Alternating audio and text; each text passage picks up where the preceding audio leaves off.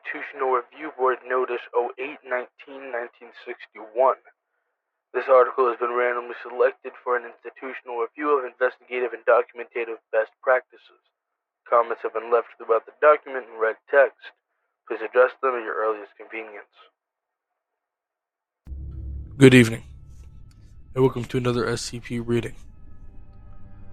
I've told y'all multiple times about the things that I love. Love baseball, love horror movies, love mafia films. But one film in particular that I really enjoy was The Lighthouse. 2019, very good movie in my opinion. Willem Dafoe, great actor. Not that this has much to do with it, but the Lighthouse tie-in was something I wanted to bring up. With that being said, today we're looking at SCP-9012. Object Class Safe. Let's begin. Special Containment Procedures. SCP-9012 has become obsolete. While the building's exterior remains accessible to the public, the door has been welded shut, chained, and padlocked. All windows have been covered with sheet metal. Description: SCP-9012 is the Boyøyra Lighthouse, located in Boyøyra, Norway.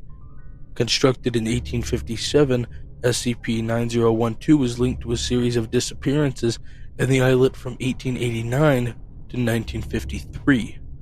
All recorded disappearances are preceded by at least one of the following events. The victim develops insomnia. The victim develops or already displays a fascination with machinery and mechanical engineering. The victim develops severe cravings for salt. The victim's desire to socialize is diminished.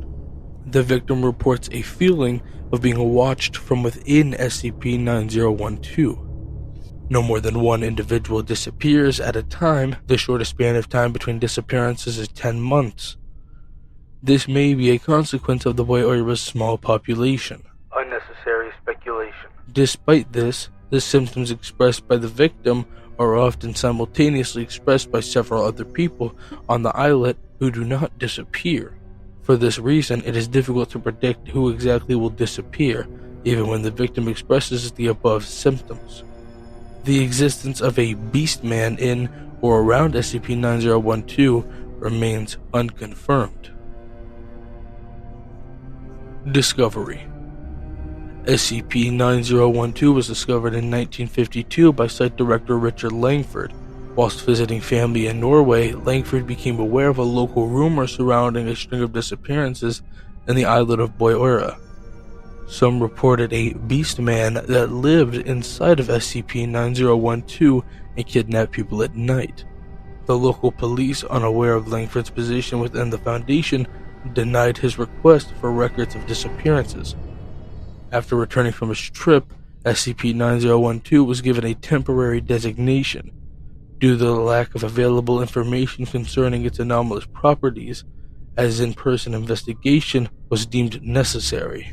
Were there further attempts to retrieve police records prior to the in-person investigation? If so, they should be listed here. Initial investigation.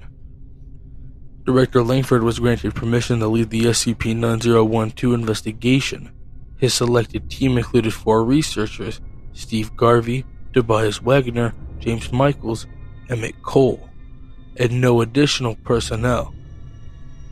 While it was standard practice at the time for an investigation of over 3 non-security personnel to have a security officer present, an exception was made due to the increased attention a security officer on the islet would bring. A request for 1 female D-Class was made initially. Why? Then withdrawn over concerns that a D-Class could not be securely held in temporary investigation facility, especially without a security officer present. A timeline of events is included below. January 7th. Initial exploration of SCP-9012 finds the lighthouse to be unremarkable. There are no signs of human or animal activity aside from several cobwebs and an abandoned bird nest. January 8th. James Michael reports that several recurring elements of SCP-9012, such as the height of each step and width of each glass pane, consistently measure to be precise multiples of 5 centimeters, e.g. 10 centimeters, 125 centimeters, etc. When the measurements of other researchers disprove this, he becomes adamant, accusing his colleagues of undermining him. Langford accepts Michael's measurements while also privately accepting the contradictory measurements. In private, he advises the other team members to prevent Michaels from exploring SCP-9012 alone. January 9th. At 5:32 a.m., Tobias Wagner, James Michaels, and Steve Garvey accidentally meet in the faculty kitchen. All personnel had entered the kitchen due to trouble sleeping. While eating dinner later that day, Langford observes a humanoid silhouette near SCP-9012. Upon further investigation, the team does not find any abnormal people/entities in or around SCP-9012. January 10th. While walking along the beach, Michaels reports seeing a tall, hairy figure climbing the cliffs near SCP-9012. The figure allegedly reaches the top of the cliff and breaks line of sight before Emmett Cole, who is present with Michaels, is able to observe it. January 12th. Michaels ceases eating dinner with the rest of the investigation team, instead eating his food at his desk. January 14th. Michaels reports a figure watching him from within SCP-9012, ducking away whenever he looks at it. Vague. A detailed written or oral report should have been collected from Michaels at the time of the incident. If the figure was nondescript, that should be mentioned here. It's currently unclear whether this is the same entity that Michaels saw on January 10th, or that Langford saw on January 9th. Upon investigation, SCP-9012 is empty. January 15th.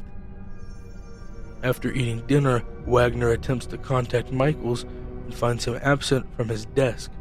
Despite every door and window in the facility remaining locked, Michaels is unable to be located. Approximately 2 to 4 ounces of his hair are found scattered throughout SCP-9012. Fur from the previously observed entity, if any, is indistinguishable from Michael's hair. January 20th. The search for James Michaels is called off. Langford updates SCP-9012's temporary designation to its current anomalous classification. Initial investigation of SCP-9012 concludes early due to sufficient data collection and loss of productivity within the investigation team. Aftermath.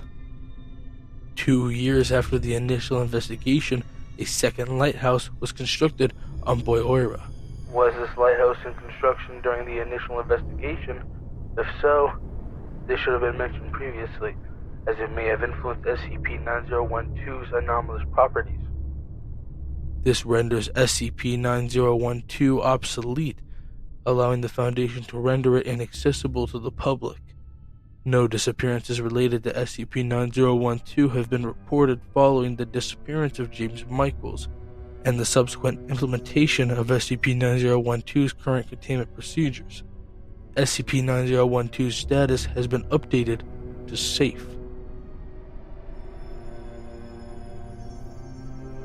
Addendum. During the spring of 1970, as a part of the Better Containment Initiative, an independent investigation was launched into the efficiency of the special containment procedures for multiple anomalies. SCP-9012 was included in this investigation due to being unvisited by the Foundation for over a decade. While no disappearances related to SCP-9012 were found after January of 1953, a local news article reported that the corpse of an unidentified man was found at the base of the cliffs near SCP-9012. The body was found on the morning of January 8th and had several broken bones, likely indicating a fall from the top of the cliffs. Due to decay and significant damage to the skull, the identity of the body remains indeterminate. However, due to the small population of the islet, local police believe that the body does not belong to any residents of Boyoira. Addendum. To prevent data breaches from retired Foundation members suffering from dementia, the Foundation requires in-house end-of-life care to faculty members with a family history of Alzheimer's.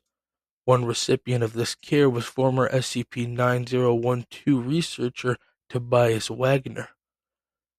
On February 4, 2005, Wagner asked his Foundation-provided nurse to dictate a message. We have that lighthouse on file. The one I explored with Michaels, Garvey, Langford, Cole. It was 53, wasn't it? The lighthouse that swallowed people. The guys and I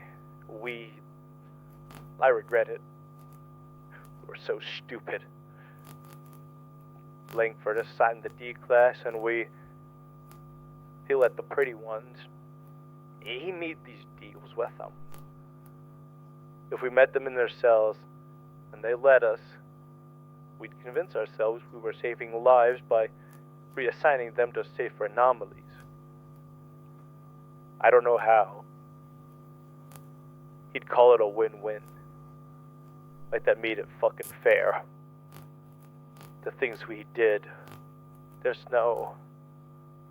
Christ. Jimmy found out we were all doing it. All the guys. He wanted to tell the higher-ups, as if he could pick up the phone and just call 05s. I thought he was bluffing. He was a good kid, but I don't think he actually had a plan. They were scared of him, that he pulled the trigger. I think I was scared too. Langford puts in some fucking report about a lighthouse in Norway. Preliminary evidence. Says the Foundation should investigate. He knew they would say yes. And he offers to send all of us to go look at it. Jimmy, he told Jimmy it would be him with the D class. That was how he convinced him. He tells us it's going to be a retreat.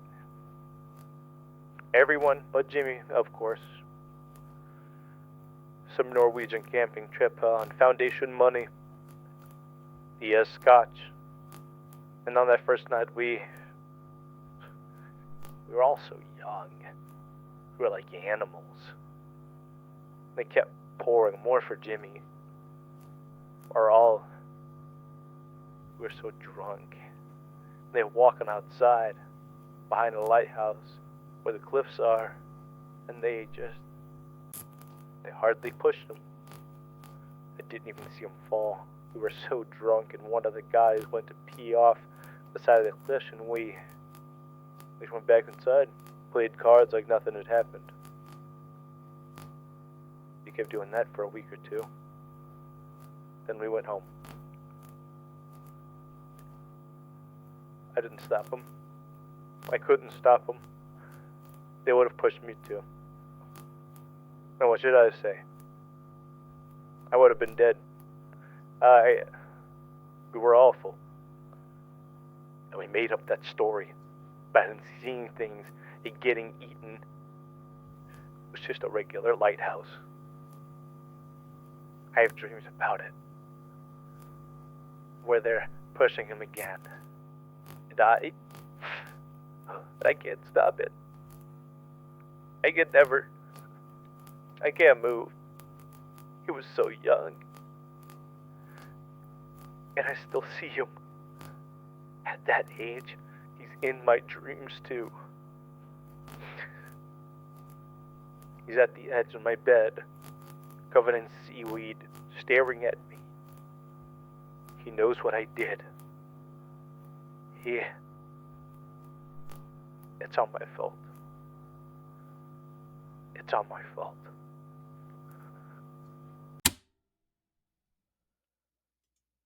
Wagner died of heart complications before our Foundation staff could question him. His testimony is currently unverified. Well, I can't say that's how I expected that to end. But for the sake of the people involved, I pray that what Wagner said there wasn't true. That would definitely make me question a lot of things. No time to think on that. I've been Site Director McCallahan, and hope to see all of you again very soon. Have a good day.